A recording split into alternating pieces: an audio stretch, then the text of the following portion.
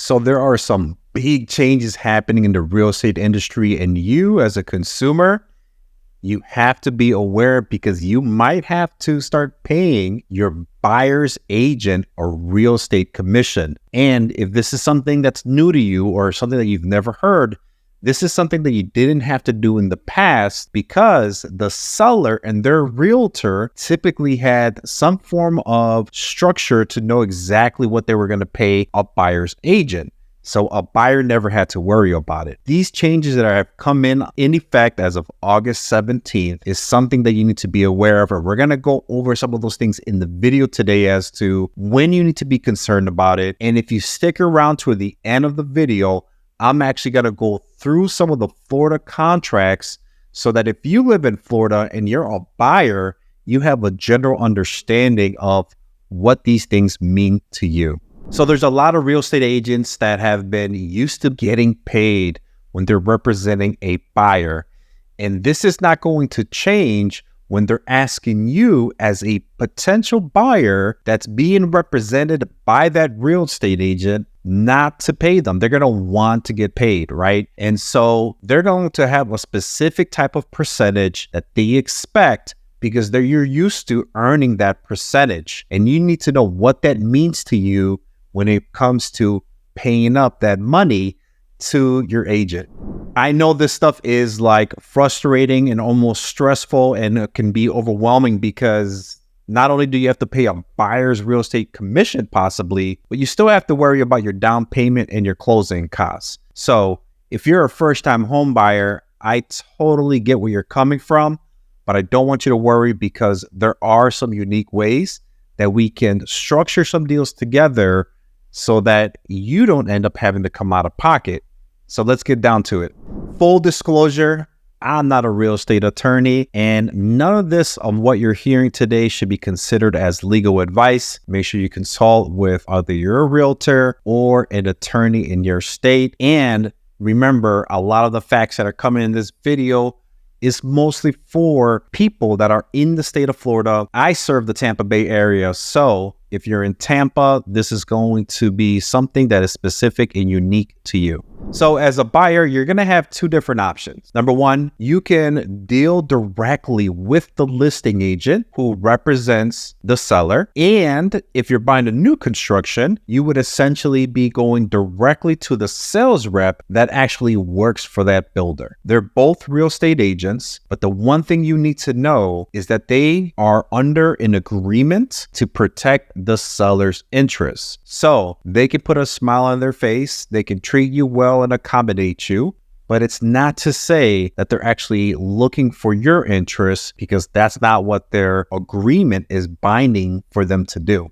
Your second option is to actually find a buyer's agent that is going to represent you, and not just necessarily represent you, but understand exactly what it is that you're looking for, help you find a property, negotiate the terms of that property so that you can actually get it, and ensure that you get a really good experience throughout that process, and more importantly, get you to the closing table.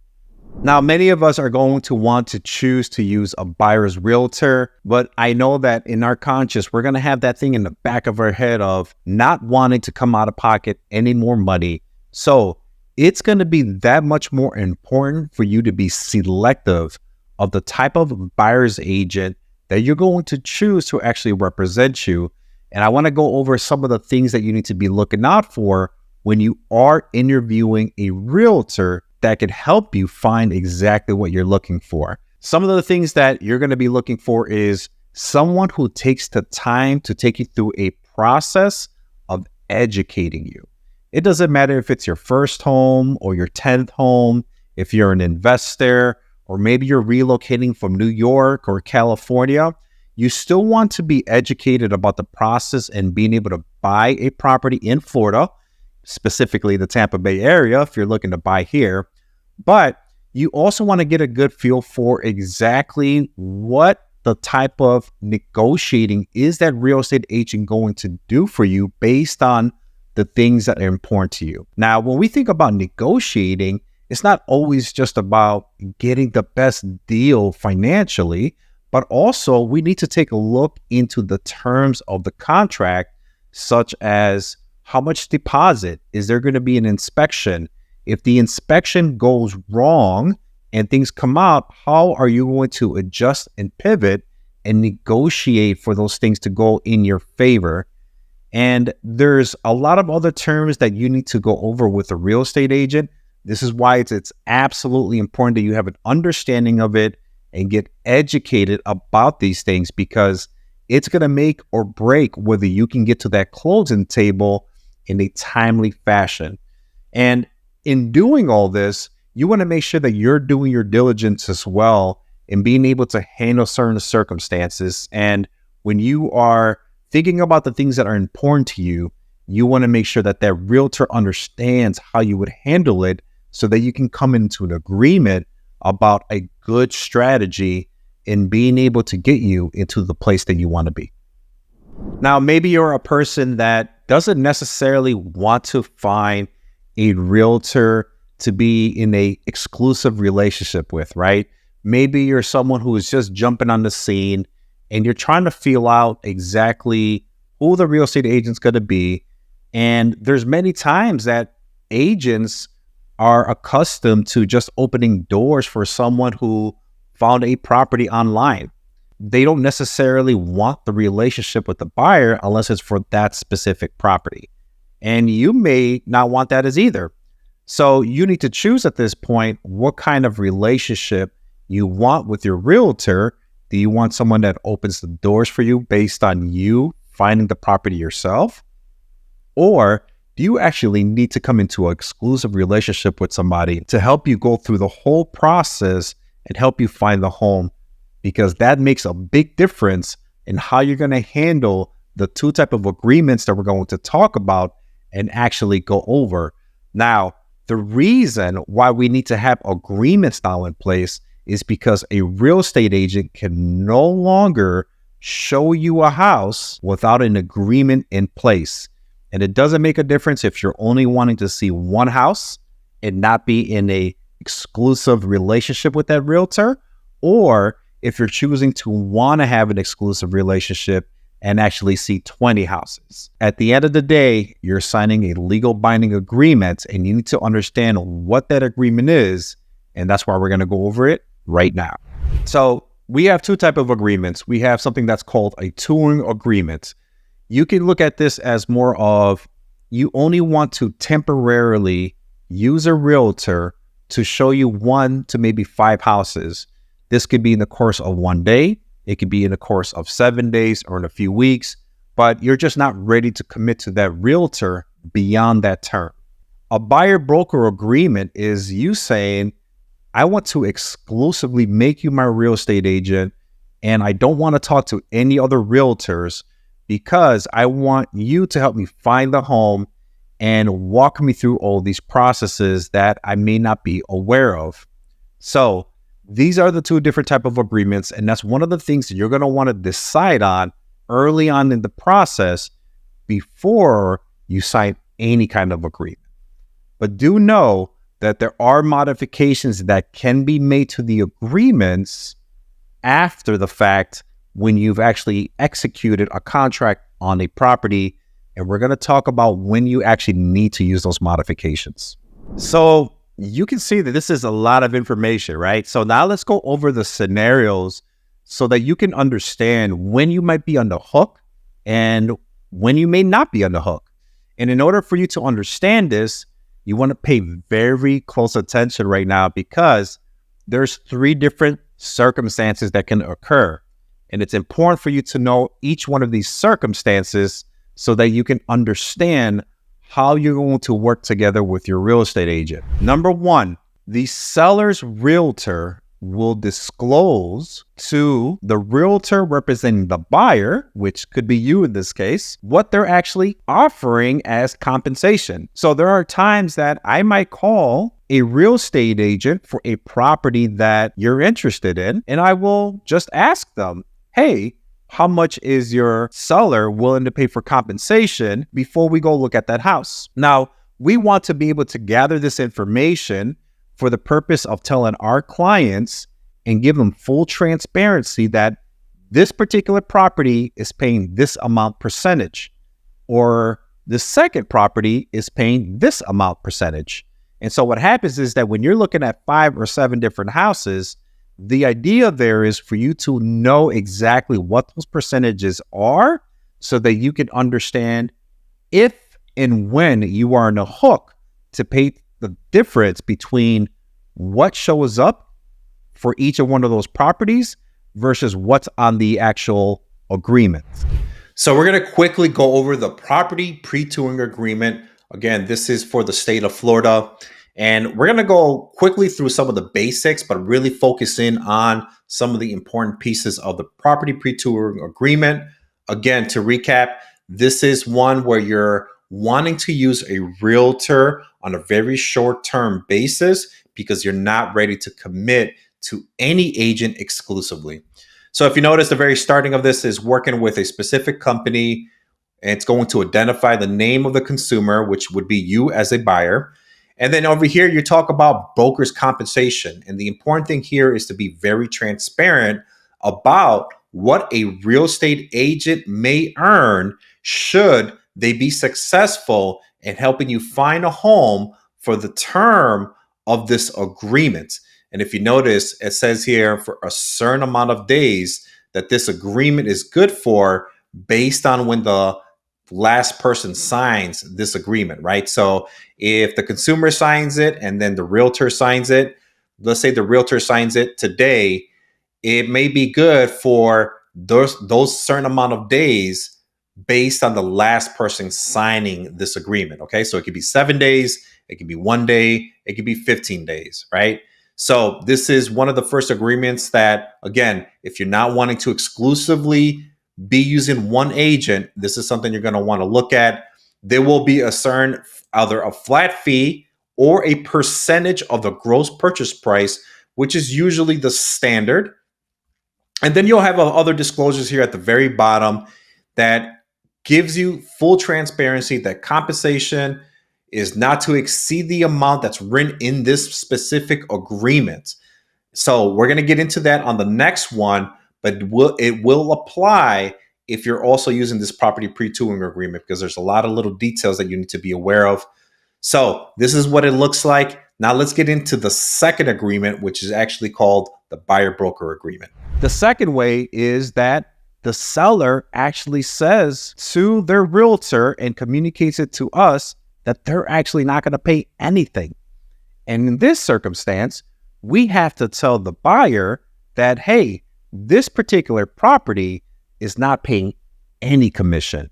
Therefore, there's a couple of things that can happen here is you're on the hook as a buyer to pay that percentage of what appears on the buyer broker's agreement or on the property tool agreement that we talked about a little bit earlier. And you have to make a decision as a buyer, knowing this information, if you're going to still want to look at that property, knowing that you're going to have to pay the buyer's agent because the seller and their realtor have told us that they're not paying anything. And then the third scenario is this. There is a strong possibility, and it likely will move in this direction from here on forward, is the seller's realtor might communicate to us representing the buyer that they might pay a real estate commission, but it's going to be contingent upon the offer that we make and the terms of that offer. What this means is that if the seller does not see the terms of the offer favorable to them, to the point of maybe they're losing money, they might say, hey, we'll pay you 1% commission. And if the buyer broker's agreement or the property tool agreement says that we needed 3%, you might be on the hook as a buyer to pay difference. Okay, so this is called the exclusive buyer broker agreement. You are now saying, hey, I've consulted with you. I've had the opportunity to understand who you are as a realtor, but more importantly, that they've had the opportunity to understand exactly what you're looking for. You feel very well comforted and secured by using this specific real estate agent, and you're ready to make this person exclusive and having them represent you through this whole process. You're ready to commit to this person. In the beginning, you're going to see the parties of the contract. This is going to be the company name, and then you're going to have the actual name of the buyer, the term of the agreement. It's not out of the norm for this to be 6 months long if it needs to be. Where the property is, what type of property, the location of the property. It's going to talk about some of the duties that a real estate agent owes you, but you as a consumer also owe some duties to the realtor, and it goes over those things with you. Okay. And I apologize. This is where it's at, consumer obligations. But again, let's get into the very nitty gritty of this part, which is probably the most interesting part for the purpose of this video that I'm making, is to understand the compensation perspective. And if you look at this, you got purchase, you got lease, right? Because you never know if you're going to purchase and then pivot to leasing, right? And so there's going to be certain fields right here where it has a dollar sign or a percentage. And this is where a realtor is going to tell you what the standard is of what they want to earn. It's not out of the norm for this to be anywhere from 2.5% to 3.5%. Okay, so here's what happens is that if this says 3% right here, this means that that realtor is expecting to earn 3% of commission regardless of whatever property they find you. And what happens is that if you find a property together and that realtor sees that that person or that seller is only paying 2%, you can be on the hook for paying the difference of 1%. So we're going to get into those circumstances here in a little bit. I just wanted to show you this contract so that you understand what it looks like. And then you got a more legal jargon here that you can absolutely go over with an attorney or any realtor that's going to represent you. But this is exactly what it looks like. All right. So this is getting a little crazy, right? So stay with me. You're probably trying to figure out exactly what happens if you are on the hook for paying the difference between what a seller's realtor is communicating to a buyer's real estate agent. This is where communication between yourself and a buyer's agent is imperative. And this is why it's also important that during the interview process of you finding an agent that you find of value to represent you, it is imperative to be communicating this type of scenario as to what the realtor expects if something like this happens, so that they understand exactly what you expect if something like that happens. Because if there's no agreement there, then it's likely that maybe that real estate agent isn't for you, or maybe that real estate agent does not want to work with you as a buyer for that sole purpose. So that's very imperative in that piece of information right there. Now, we talked about maybe a seller telling a buyer's real estate agent that they're not paying anything at all. Again, there has to be communication between the buyer's realtor and the buyer that should a scenario like that occur, you have to come into an understanding of what you will do as a buyer.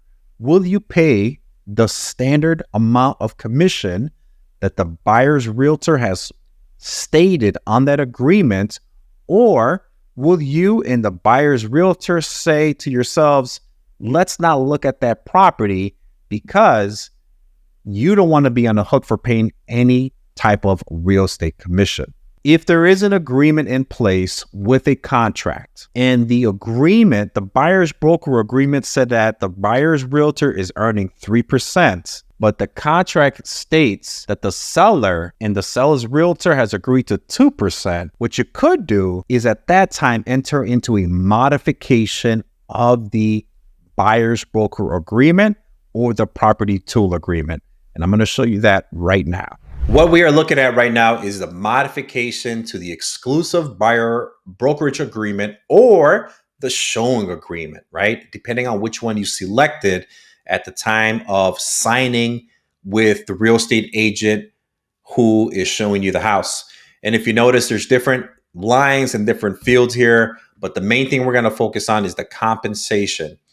At this time, if there was an initial agreement with the realtor that represents you as the buyer, and the amount was 3%, and you both have come into an agreement that if a seller or a builder offered you 2%, then this modification will allow for that change to be made so that the buyer is not on the hook for paying the commission of whatever the difference may be.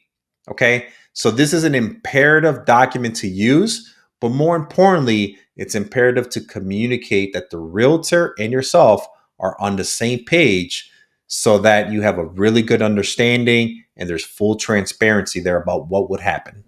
So you have to ask yourselves, are you ready to be exclusive with one real estate agent, or do you want to use an agent on a temporary basis, maybe for a week, 2 weeks time, to only show you a select amount of properties? And then secondly, is there clear transparency about the dollar amount or the percentage that that realtor expects to earn, and what would happen if there's a difference between what a seller and builder is offering versus what's on that agreement? I hope this video was helpful. Make sure you check out some of the other videos that, if you choose not to use a realtor, I got that video for you. And then if you need to know the steps of actually buying a house, I got that video for you as well.